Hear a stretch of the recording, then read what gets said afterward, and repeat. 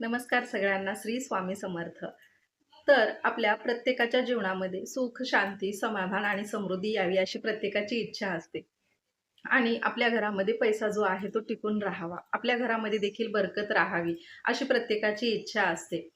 प्रत्येकाला असं वाटतं, की आपल्या घरामध्ये पैसा जो आहे तो भरपूर असावा आणि आपल्या घरामध्ये कोणत्याही गोष्टीची कमतरता भासू नये.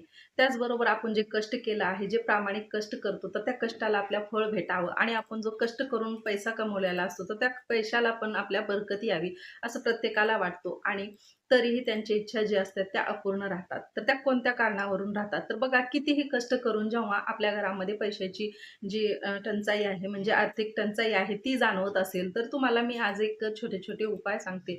तर तुम्ही तुमच्या जीवनामध्ये हे उपाय दररोज तुम्ही केल्यानंतर किंवा तुमच्या जीवनामध्ये हे बदल उपायाच्या ऐवजी तुम्ही बदल बी समजू शकता. कारण तुम्ही तुमच्या जीवनामध्ये जर हे बदल घडवून आणलेत, तर तुमच्या जीवनामध्ये ही आर्थिक टंचाई जी आहे म्हणजे आर्थिक चणचण आहे ती कधीच भासणार नाही आणि तुमचं जीवन देखील सुखमय व्हायला मदत होईल. तर बघा आजचा व्हिडिओ जो आहे त्याबद्दलच आहे. तर तुम्हाला मी 21 दिवस हे जे मी कामी सांगणार आहे किंवा उपाय सांगणार आहे, तर ते तुम्हाला 21 दिवस करायचे आहेत. तर त्यामधला पहिला उपाय जो आहे तो असा आहे, की बघा तुम्हाला दररोज संध्याकाळी झोपण्याच्या पूर्वी आपलं किचन जे आहे म्हणजे आपलं स्वयंपाकघर आहे, तर ते एकदम स्वच्छ आणि नीटनेटकं ठेवायचं आहे. तर बघा ते कसं आपण जेव्हा स्वयंपाक करतो आणि स्वयंपाक बनवल्यानंतर बघा आपल्या घरामध्ये आपण किचन वट्ट्यावर आणि गॅसवर म्हणजे स्वयंपाक बनवतो. गॅस जो आहे तो आपला किचन वाट्यावर असतो. तर स्वयंपाक बनवून झाल्यानंतर आपण आपल्या गॅसवर जे स्वयंपाकाचं म्हणजे थोडंफार घाण खरकटं वगैरे लागलेलं असतं, तर ते तसंच ठेवून देतो. त्यानंतर ओठा पण भरपूर जण असे असतात, की रात्री उशीर झालाय म्हणून तो किचनचा ओटा जो आहे गॅसचा, तर तो न स्वच्छ करता तसाच ठेवून देतात. त्यामुळे देखील आपल्या घरामध्ये जी निगेटिव्ह एनर्जी आहे, तर ती तयार व्हायला मदत होते. आणि बघा ज्यावेळेस आपण स्वयंपाक बनवतो, तर ती भांडी आणि त्यानंतर आपण जेवण केलेली जी खरकटी भांडी असतात, तर ती भांडी देखील भरपूर जणांना अशी सवय असते, की रात्री साठवून ठेवायची आणि सकाळी उठून ते घासायची. तर असं न करता रात्री झोपण्यापूर्वीच आपल्याला ही कामं करून घ्यायची आहेत. तर बघा जेव्हा आपण झोपतो त्याच्या अगोदरच आपल्याला जेवण वगैरे झाल्यानंतर किचन जी आहे ती एकदम टापटीप आणि स्वच्छ व्यवस्थित असं साफ-सुथरं करूनच झोपायचं आहे. कारण आपल्या घरामध्ये जी घाण असते म्हणजे आपण जे स्वयंपाक वगैरे बनवून जे सगळा काही पसारा जिकडे-तिकडे सगळं साहित्य विखरलेलं ठेवलेलं असतं, त्यामुळे देखील तिथं निगेटिव्ह एनर्जी तयार होते आणि यांनी देखील माता लक्ष्मी जी आहे ती प्रसन्न होत नाही, तर ती माता लक्ष्मीची जी अवकृपा आहे ती आपल्यावर लागू होते आणि त्यामुळे देखील घरामध्ये तुमच्या बरकत राहत नाही. थोडक्यात सांगायचं तर तुम्हाला पैसा जो आहे तो पुरत नाही. तर असं जर आपण आपलं किचन घाण ठेवून जर झोपलो, तर सकाळी उठल्यानंतर आपल्याला देखील किचनमध्ये जायला मन प्रसन्न होणार नाही आणि आपण देखील तो पसारा पाहून असं घरामध्ये आपल्या फ्रेश वाटण्याच्या अगोदरच आपल्याला सकाळी उठल्या-उठल्या ते म्हणजे अस्वच्छ किचन पाहून आपल्या मनामध्ये देखील म्हणजे नाराजी आणि उदासीनता तयार होते आणि त्यामुळे आपला दिवस जो आहे तो उदासच जातो आणि अशा वेळेस बघा तुम्ही घरामध्ये आपल्या माता लक्ष्मी जी आहे ते स्थिर राहत नाही. आपण जेव्हा फ्रेश राहू तेव्हाच माता लक्ष्मी देखील आपल्या घरामध्ये प्रवेश करते. तर हा आहे पहिला उपाय किंवा नियम म्हणजे किंवा तुम्ही दररोज जरी हे जर चालूच ठेवलं तरी तुमचं आयुष्य बदलून जाईल. त्यानंतर बघा दुसरं जे आहे ते आहे, की आपण आपल्या घरामध्ये, आपल्या घरामध्ये जे छोटंसं देवघर असतं, तर त्या देवघरामधला दिवा जो आहे तो दिवा चालू ठेवायचा. तर बघा आता दिवा रात्रभर चालू मग काय त्याला बघतच बसावं का असं म्हणसाल, पण तसं नाही. बघा तुम्ही झोपण्यापूर्वी एक दिव्यामध्ये एक आणखीन चमचा तेल टाकलं, तर तो तेल जे आहे ते दिवसभर चालूच असतं. पण रात्री झोपण्यापूर्वी जर तुम्ही त्यामध्ये थोडंसं तेल टाकलं किंवा तुपाचा दिवा लावला तर अतिउत्तमच. पण त्याऐवजी तुम्ही तेलाचा लावला तरी चालेल. पण संध्याकाळी झोपताना आवर्जून तुम्ही देवघरातील जो दिवा आहे तो चालूच ठेवायचा. त्यामध्ये थोडंसं तेल टाकायचं म्हणजे पहाटेपर्यंत दिवा आपण जेव्हा उठतो तेव्हापर्यंत दिवा जो आहे तो चालू राहतो. हां, एवढी काळजी घ्यायची की तुमचं जर देवघर किचनमध्ये असेल तर तुम्ही किचनमधला जो गॅस आहे तो सिलेंडर आहे तर तो सिलेंडर आवश्यक म्हणजे काळजीने बंद करून ठेवायचा आणि मग त्यानंतर तुम्ही दिवा जो आहे तो लावून ठेवायचा. तर देवघरामधला दिवा लावल्याने देखील दिव्याचा जो प्रकाश आहे तो आपल्या किचनमध्ये किंवा आपल्या घरामध्ये निगेटिव्ह एनर्जी येऊ देत नाही आणि आपल्या घरामध्ये पूर्ण सकारात्मक ऊर्जा तयार होते. दिव्याच्या उष्णतेमुळं आपल्या घरामध्ये जी सकारात्मक ऊर्जा तयार होते आणि त्यामुळे देखील माता लक्ष्मी ही प्रसन्न राहते. तर असा हे 2 तुम्ही उपाय करून बघा. त्यानंतर बघा तिसरा जो उपाय आहे तो मी तुम्हाला सांगते. तर तिसरा उपाय असा आहे, की झोपण्यापूर्वी आपण आपल्या डोक्याजवळ म्हणजे आपण आपल्या उशाजवळ मोबाईल ठेवायचा नाही. तर आपल्या जवळ मोबाईल ठेवणे देखील हा देखील खूप मोठा दोष आहे. तर बघा मोबाईलमुळे पण आपल्याला शांत झोप येत नाही आणि त्याने देखील आपली दुसऱ्या दिवशी उठल्यानंतर चिडचिड होते आणि आपल्या म्हणजे मनामध्ये चिडचिड तयार झाल्याने आपल्या घरात पण ती चिडचिडता पसरते आणि आपण ज्या स्वयंपाकामध्ये चिडचिड मनाने स्वयंपाक बनवतो तर तो स्वयंपाक आपल्या पोटात जातो आणि आपला दिवस जो आहे तो एकदम बेकार जातो. त्यामुळे देखील घरामध्ये माता लक्ष्मी जी आहे ती स्थिर राहत नाही.